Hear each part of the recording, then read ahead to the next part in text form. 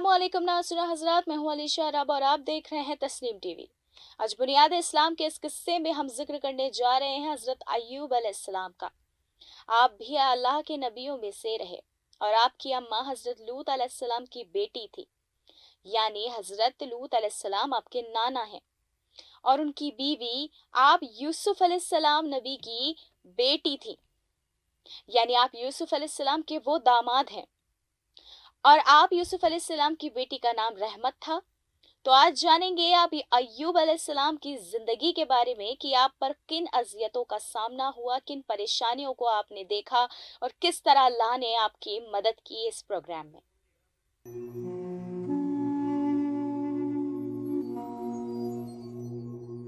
हज़रत अय्यूब अलैहिस्सलाम को अल्लाह ने खुशहाली बख्शी थी। वो काफ़ी माल और दौलत रखते थे। हज़ारों ऊँट और हज़ारों बकरियां, बहुत से गुलाम उनकी मिल्कियत में थी। खुदा ने उन्हें 7 बेटे और 7 बेटियां अता की। वो हमेशा खुदा के शुक्रगुजार रहते और नमाज पढ़ते। खुदा ने हज़रत अय्यूब अलैहिस्सलाम को पैगंबरी अता की। वो बंदगी और खैरात करने में आगे आगे रहते थे। शैतान की मजाल नहीं थी कि उनके पास फटक भी सके। शैतान लईन के दिल में हसद का शोला भड़का।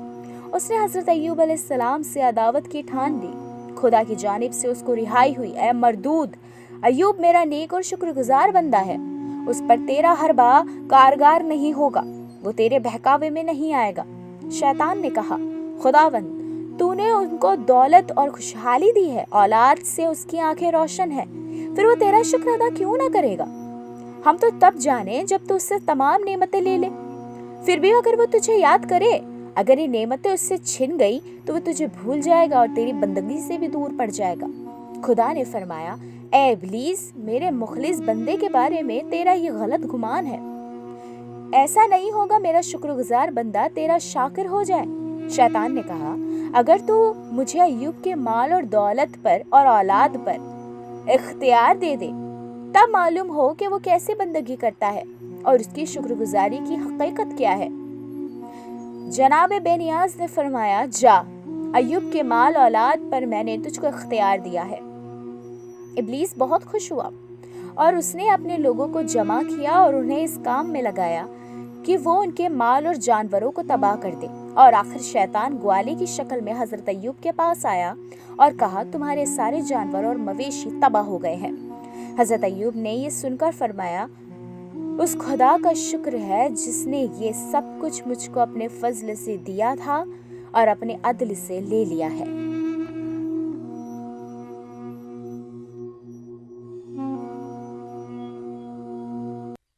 शैतान ये बात सुनकर जो अय्यूब अलैहिस्सलाम ने कही बेहद उदास हुआ और अपने लोगों से कहा कि अय्यूब की खेती और काश्त को बर्बाद कर दो, और खुद हजरत अय्यूब अलैहिस्सलाम के वकील की सूरत में आकर बोला कि तुम तो नमाज में लगे हो और वहां तुम्हारी खेती काश्त सब जल गई है और दरख्त और तमाम बाग भी सूख गए हैं। इस पर आप अय्यूब अलैहिस्सलाम का क्या जवाब रहा, आगे का क्या वाकया पेश हुआ, देखेंगे इस प्रोग्राम में।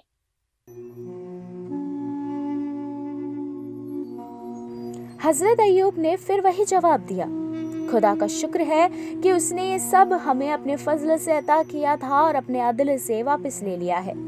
और बगैर किसी परेशानी के निहायत दिल के साथ नमाज में लगे रहे।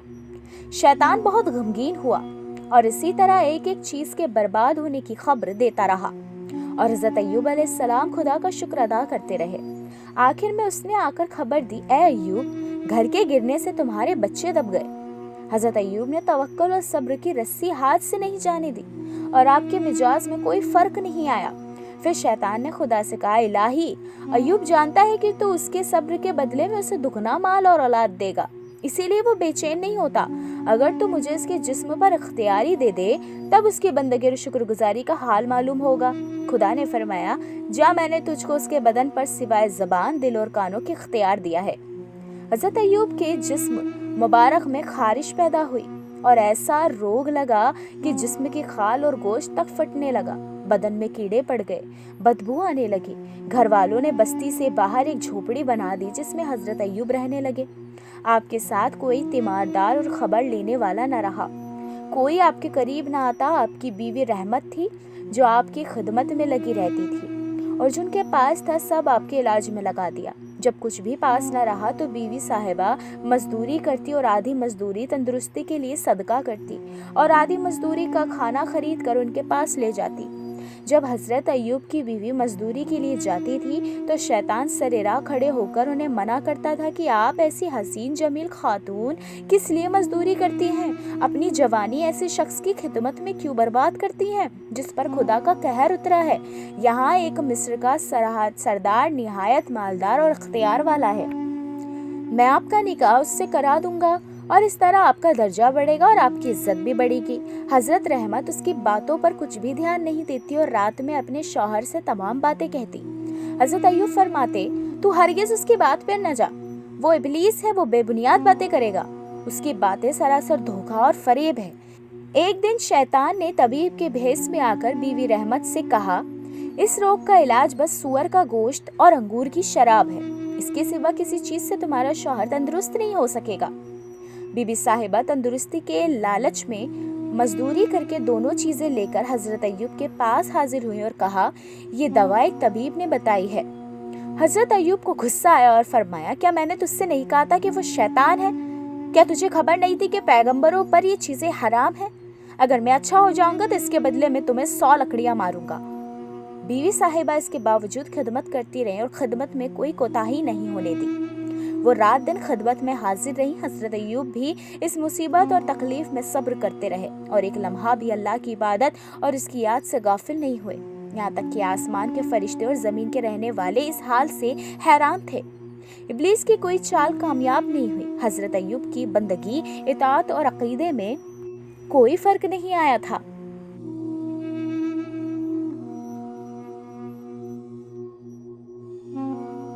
شیطان کے ذریعے کچھ زیادہ ہی کوششوں کو انجام دیا گیا ہے۔ تو چلیے اب دیکھتے ہیں کہ شیطان نے اور کیسی چالیں چلی آپ بی بی رحمت کے ساتھ، کیونکہ بے شک ابھی تک اسے مایوسی کے علاوہ کچھ حاصل ہی نہیں ہوا ہے۔ اور پھر جب حضرت ایوب علیہ السلام نے اللہ سے دعا کی کہ یا ربی مجھے بیماری لگ گئی اور بے شک تو رحمان ہے، اور اس پر کیا ہوا دیکھتے ہیں اس پروگرام میں۔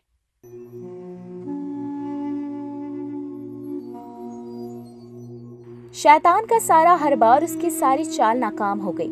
حضرت ایوب نے اپنے رب کو پکارا، خدایا مجھ کو بیماری لگ گئی ہے اور تو سب سے بڑھ کر رحم کرنے والا ہے۔ خدا نے ان کی پکار سن لی۔ مصیبت کا زمانہ گزرا اور حضرت ایوب کی یہ آزمائش پوری ہوئی اور وہ آزمائش میں پورے اترے اور حضرت جبریل امین ان کی جھوپڑی میں اور خدا کی طرف سے تندرستی کی خوشخبری لائی۔ پھر ان کا ہاتھ پکڑ کر اس جگہ سے اٹھایا، فرمایا اپنا داہنا پاؤں زمین پر مارو۔ پاؤں مارتے ہی ایک گرم چشمہ پیدا ہوا، پھر آپ نے اس میں غسل کیا اور تمام مرض بدن سے دور ہو گیا۔ پھر جبریل کے کہنے سے بایاں پیر زمین پر مارا اور ایک سرد چشمہ پھوٹ نکلا، ان میں سے آپ نے پانی پیا جس کی برکت سے تمام اندرونی تکلیف بھی دور ہو گئی۔ حضرت جبریل حضرت ایوب کے پاس بیٹھے ہی تھے کہ بی بی صاحبہ مزدوری کر کے آئے اور دو تندرست آدمیوں کو دیکھ کر حیرت سے کہا، یہاں میرا ایک بیمار شوہر تھا، وہ کہاں گیا؟ حضرت جبریل نے کہا، اگر تو دیکھے گی تو پہچانے گی۔ حضرت ایوب ہنس پڑے۔ بیوی صاحبہ نے ان کو پہچان کر خدا کا شکر ادا کیا۔ پھر حضرت جبریل کے سیخ سے حضرت ایوب نے کھجور کی 100 ہری شاخوں کو ایک ساتھ لے کر بیوی کو اس سے مارا۔ اس طرح ان کی قسم بھی پوری ہو گئی اور پھر بیوی کو کوئی چوٹ بھی نہیں آئی۔ خدا نے ان کی تکلیف بھی دور کر دی اور انہیں ان کے بال بچے بھی دے دیے اور انہیں اپنی رحمت سے زیادہ عطا کیا۔ تندرستی ملنے کے بعد حضرت ایوب علیہ السلام روم والوں کے طرف گئے تاکہ وہ خدا کی دعوت دے سکیں اور انہیں سچے دین کی طرف بلائیں۔ اسی ملک میں حضرت ایوب کا بھی انتقال ہوا۔ ان اللہ و انا الیہ راجعون، بے شک ہم اللہ ہی کے ہیں اور بے شک ہمیں اسی کی طرف لوٹنا ہے۔